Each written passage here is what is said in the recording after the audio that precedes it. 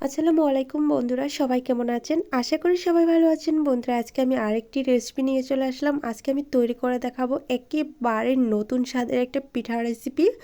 বন্ধুরা, পিঠা তো অনেকেই খেয়েছেন। আজকে আমি যেই পিঠাটা তৈরি করছি আপনারা একবার হলেও বাড়িতে ট্রাই করে দেখতে পারেন। পিঠাটা দেখতেও যেমন অসাধারণ, খেতে কিন্তু দারুণ মজার হয়ে থাকে। এই পিঠাগুলো বানানো খুবই সহজ আর খেতে দারুণ একটা মজার পিঠা। মাত্র 2 থেকে 3টি উপকরণ দিয়ে আজকের পিঠার রেসিপিটি তৈরি করে দেখাবো। বন্ধুরা, প্রতিটা পিঠা কেমন হয়েছে আপনারা একটু খেয়াল করে দেখার চেষ্টা করবেন। তো চলুন বন্ধুরা, কথা না বাড়িয়ে আমি মূল ভিডিওতে চলে যাচ্ছি। সাথে থেকে সম্পূর্ণ ভিডিওটি দেখার চেষ্টা করবেন। আজকের রেসিপি তৈরি করার জন্য প্রথমে একটা মিক্সিং বোল নিয়েছি আর নিয়েছি মেজারমেন্ট কাপ দিয়ে মেপে মেপে 2 কাপ ময়দা। বন্ধুরা, আপনারা চাইলে আটা দিয়ে তৈরি করতে পারবেন। আমার হাতের কাছে ময়দা ছিল, আমি ময়দা দিয়ে তৈরি করে নিচ্ছি। তারপর দিয়ে দিচ্ছি স্বাদ মতো লবণ। লবণটা দেওয়া হয়ে গেলে এখানে আমি অ্যাড করে দিব একটা ডিম। বন্ধুরা, আপনারা ডিমটা চাইলে বাদ দিয়ে দিতে পারেন, তবে ডিমটা দিলে পিঠাগুলো অনেকটা বেশি ফুলকো হবে।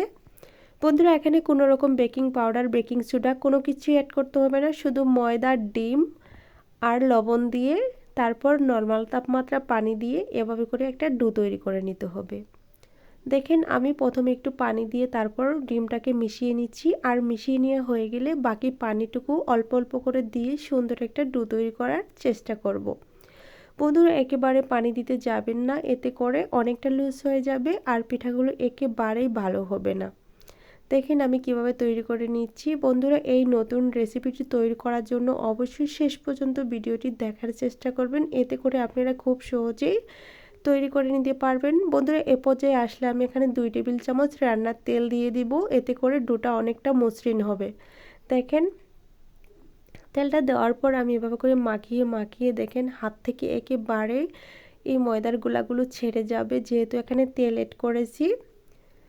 বন্ধুরা, এটা একটু হালকা সময় নিয়ে মুথে নেওয়ার চেষ্টা করবেন, এতে করে ডোটা অনেকটা সুন্দর হবে। দেখেন আমার ডোটা 3 থেকে 4 মিনিট মেশানোর পর এমন হয়েছে। আরও কিছুক্ষণ মেশানোর পর এই অবস্থায় চলে এসেছে, একেবারে ক্লিন একটা ডো হয়েছে। আর এটি রেস্টে রাখার কোনো প্রয়োজন নেই। এভাবে করেই আমি বোর্ডের ওপর তুলে নিব, তুলে তারপর একটা লম্বি রোল করে নিব, নিয়ে তারপর আমি পিঠাগুলো তৈরি করে নেব। বন্ধুরা, দেখেন আমি এটাকে লম্বি রোল করে কয়েকটি ভাগে ভাগ করে নিব। আর এখানে অনেকগুলো ভাগ হয়ে যাবে, আমি দেখিয়ে দিচ্ছি মাত্র কয়েকটি ভাগ করার। আমি এখান থেকে আরও কিছুটা টুকরো করে নিব, নিয়ে তারপর দেখেন কতগুলো টুকরো করে নিয়েছি। আর এগুলোকে এখন রাউন্ড শেপ দিয়ে দিচ্ছি। তারপর সবগুলো একইভাবে রাউন্ড শেপ দিয়ে একটা প্লেটের উপর আমি সবগুলো তুলে নিব। দেখেন আমি এখানে কতগুলো করে নিয়েছি। বন্ধুরা, আপনারা যেই সাইজে বানাতে চান ঠিক ওইভাবে করেই তৈরি করে নেবেন। বন্ধুরা, দেখেন আমি সবগুলো বানিয়ে নিয়েছি এভাবে করে গোল করে। তারপর এটাকে একটা সাইড করে রেখে তারপর আমি পিঠাগুলো তৈরি করে নেব। আজকে পিঠা তৈরি করার জন্য প্রথমে আমি এখানে এই যে গুড় নিয়ে নিচ্ছি। আর গুড়গুলো আমি আখের গুড় নিয়েছি, আপনারা চাইলে খেজুরের গুড় নিতে পারেন, অথবা এখানে গুড়ের সাথে কিছুটা নারকেল কোড়াও দিয়ে দিতে পারেন। তবে আমার হাতের কাছে নারকেল কোড়া ছিল না দেখে আমি শুধু আখের গুড়টাই দিয়ে দিচ্ছি। আপনারা চাইলে খেজুরের গুড় দিতে পারেন, অথবা যে কোনো মিষ্টি জাতীয় জিনিসটা ভিতরে রেখে দিতে পারেন, এতে করে কিন্তু অনেকটা সুন্দর হবে।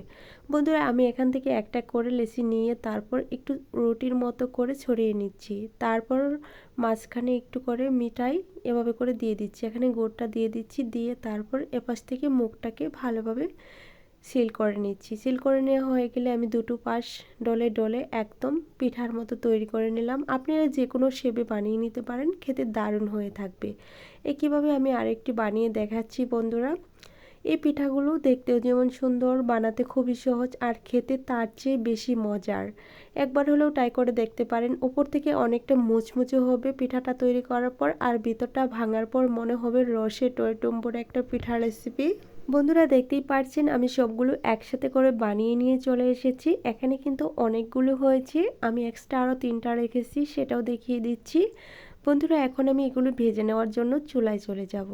বন্ধুরা, চুলায় আমি একটা ফ্রাই প্যান বসিয়ে রেখেছি, আর সেই ফ্রাই প্যানে পর্যাপ্ত পরিমাণে তেল দিয়ে তেলটাকে হালকা আঁচে প্রথমে গরম করে নিতে হবে। আর সেই গরম তেলে একটা একটা করে পিঠা ছেড়ে দিতে হবে, আর ছেড়ে দিয়ে হালকা আঁচে প্রথম দিকে পিঠাগুলো ভেজে নিতে হবে।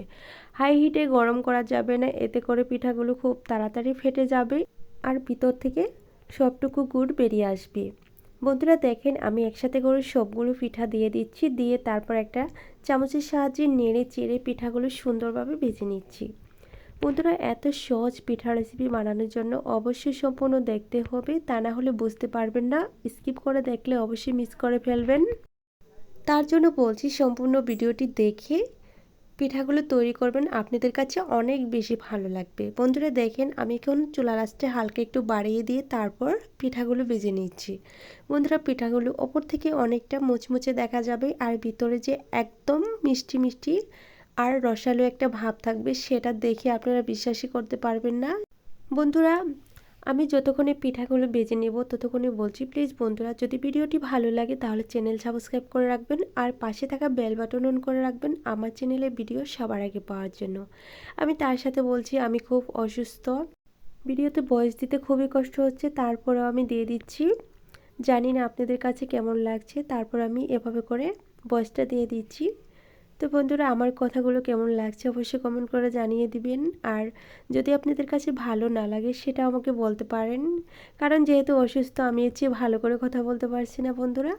তো দেখেন বন্ধুরা আমার এই যে রেসিপিটি তৈরি করা হয়ে গেছে, এখন আমি একটা প্লেটের উপর তুলে নিব। দেখেন কতটা ফেটে গিয়েছে আর কত সুন্দর লাগছে, ভিতরটা একেবারে মিষ্টি মিষ্টি রসালো রসালো, দেখতেই পারছেন।